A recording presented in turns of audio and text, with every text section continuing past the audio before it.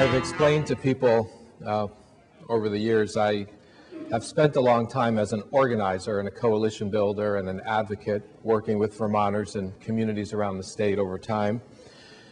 And I have found that it's really important over those years that Vermonters have a voice in the important issues that impact their lives, and that we do as much as possible to see to it that there is public participation.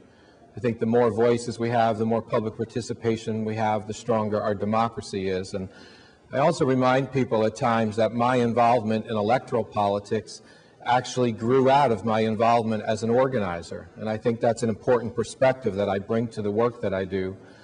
My work with Vermonters around the state has taught me a couple of things. It has taught me how important it is that we listen to each other and how important it is that people have a voice in what happens in terms of the issues that impact them. But it also has taught me, again, just how out of touch our current governor is with Vermonters on a whole range of issues. And what I want to do today is talk about my concern with his repeated attempts to discourage public participation and involvement in civic life and in the workplace.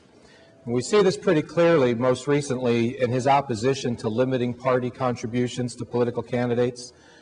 It really seems as if the current governor supports continued funneling of unlimited amounts of corporate money into Vermont elections.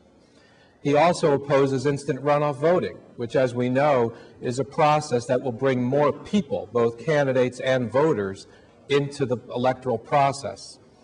We know that people are increasingly frustrated by big money's influence over our elections and our politics, and they're also frustrated by the lack of choice they have when it comes to Election Day. And we know that part of the reason why the choices are lacking is because of the influence that big money has over our elections.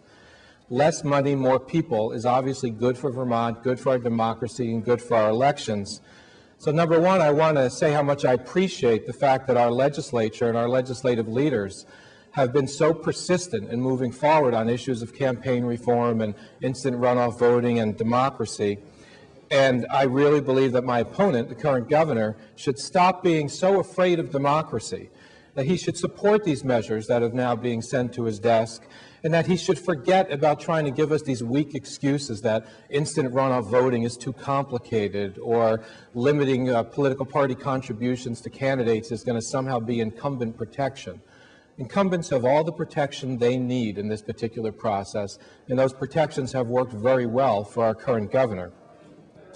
However, what I really want to do today is shine a particular light on the administration's opposition to efforts to protect the rights of state workers to speak up about waste and fraud and mismanagement in their workplace. Now, I am appalled, and frankly, I think we should all be appalled to find out that Vermont ranks dead last in worker protections. Vermont ranks dead last when it comes to providing workers with the protections they need when they speak up about waste, fraud, or mismanagement in their workplace. Now, one particular analysis done by Public Employees for Environmental Responsibility, again, ranked Vermont 0 out of 100 possible points. We ranked 51 out of the 50 states in the District of Columbia. We're the only state that does not provide some protection to state employees who speak up about problems that they see in their workplace. Now, we're talking about no protection for workers who might try to point out things like gross mismanagement, things like abuse of authority, wasting public funds, dangers to our public health. Workers in Vermont have no protections when they speak up about these things. We are the only state in which there are no protections for workers. Now, there's an effort in the State House now to move forward and provide some protection for state employees who speak out about these issues in their workplace, and the administration has called these potential protections, quote, terrible, terrible public policy, unquote. How could it be that protecting our workers, protecting their rights to come to speak out, protecting their rights to engage in civic life could somehow be seen as terrible, terrible public policy? I think, in fact, this is a terrible, terrible position for the current administration to be taking. We are so that we are out of touch. Our current administration is out of touch with what goes on in other states.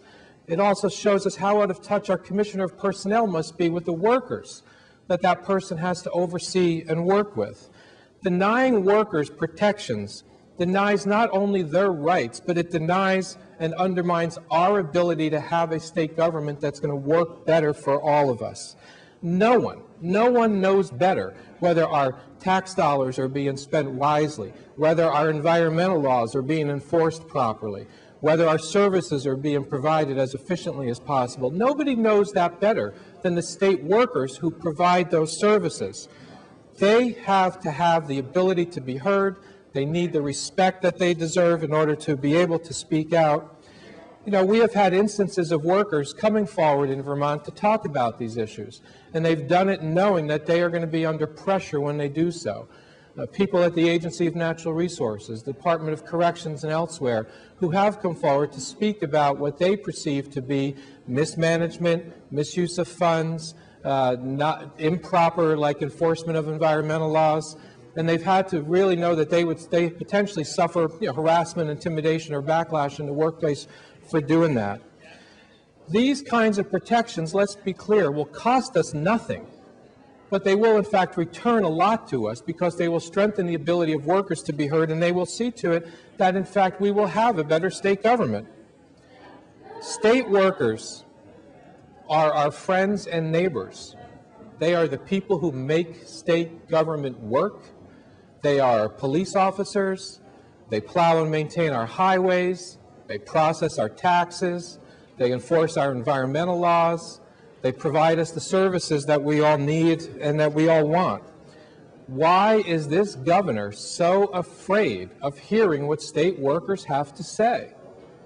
Why is the current governor so afraid of the voices of state workers? And if he is so afraid of hearing from state workers, is he just as afraid of hearing what other workers have to say around the state of Vermont? Current governor's opposition to this particular piece of legislation, which will in fact protect the rights of workers to be heard, is just plain wrong. It's denying workers' rights, and it's undermining our ability to have a more effective state government. I think the governor should simply reconsider and should support this particular piece of legislation because it's in the best interest of all of us. It is directed at state workers, but it is in the best interest of all Vermonters. You know, as governor, I certainly look forward to talking and meeting regularly with state workers, to talk with them about the work they do and about how they can do it better, about how we can make state government both more worker and more user-friendly. That is what's going to save us money. It's going to make our state government work more effectively, and it's going to make sure that we get the services we need in the best way possible. I also look forward to doing everything I can to support the workers' rights to organize, be they state employees or workers in the private workplace. I'm going to do everything possible to see to it that we respect workers' rights to speak and workers' rights to actively engage in civic affairs. So again, I want to shine light on the fact that the governor seems to have a repeated, it seems to repeatedly discourage public participation, both in the electoral process and in civic life. We see it in his opposition to campaign reforms. We see it in his opposition to instant runoff voting. But particularly what I want us to remember, because there has been a lot of discussion about those other issues, and I think that's important. They are important issues. They should be supported. The governor should sign those bills. But I think a little bit lower below the radar is the fact that there is a movement in this State House to provide important protections to state workers.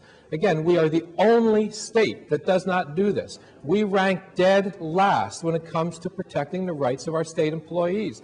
I am appalled. I think every Vermonter, when they know this, will be appalled.